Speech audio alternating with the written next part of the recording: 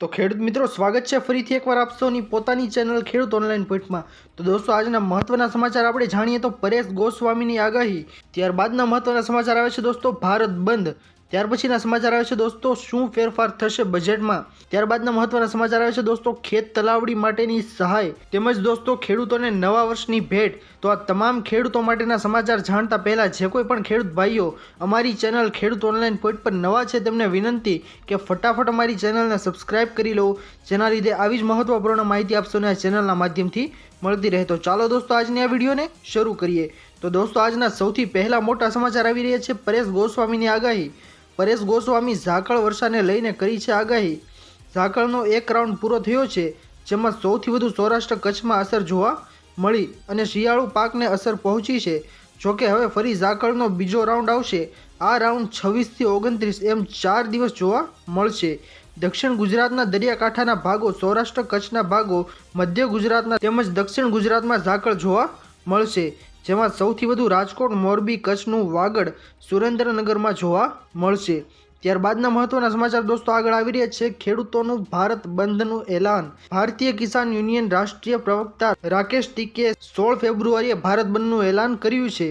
તેમણે ખેડૂતો અને દુકાનદારોને પણ અપીલ કરી છે। તેમણે જણાવ્યું છે કે બંધમાં સાથ આપો। આ વખતે અમે એમએસપી, નોકરી, અગ્નિવીર પેન્શનના મુદ્દા ઉઠાવીશું। સંયુક્ત કિસાન મોરચાની સાથે અન્ય ઘણા સંગઠનો પણ જોડાયા છે।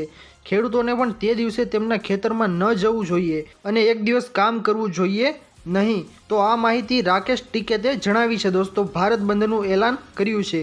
ત્યારબાદના મહત્વના સમાચાર દોસ્તો આગળ આવી રહ્યા છે બજેટમાં ફેરફાર થશે। તો શું ફેરફાર થશે દોસ્તો? તો નિર્મલા સીતારમણ 1 ફેબ્રુઆરી 2024માં બજેટ રજૂ કરશે। પ્રધાનમંત્રી જન આરોગ્ય યોજના હેઠળ સ્વાસ્થ્ય કવરને વર્તમાન 5 લાખ રૂપિયાથી વધારીને 10 લાખ રૂપિયા કરવાની પ્રસ્તાવના મૂકવામાં આવશે।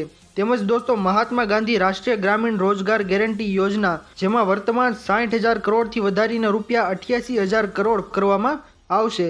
તેમજ પીએમ કિસાન યોજનાના હપ્તાને 2 થી 4,000 રૂપિયા સુધીના વધારવાની પણ જાહેરાત કરી શકે છે। તો આ તમામ વસ્તુ બજેટના નવા 2024માં ફેરફાર જોવા મળી શકે છે દોસ્તો। ત્યારબાદના મહત્વના સમાચાર દોસ્તો આગળ આવી રહ્યા છે કે ખેત તલાવડી સહાય। રાજ્યના ખેડૂતોને ખેત તલાવડીમાં પ્લાસ્ટિક લેયર ફિટ કરી આપવાની યોજના અન્વયે 40 તાલુકાઓની 2,636 અરજીઓનો જળ સંપત્તિ મંત્રી કુંવરજી બાવળિયાના હસ્તે ગાંધીનગર ખાતે ઓનલાઈન ડ્રો યોજાયો હતો, જેના પરિણામો વિભાગની વેબસાઇટ પર મૂકવામાં આવ્યા છે।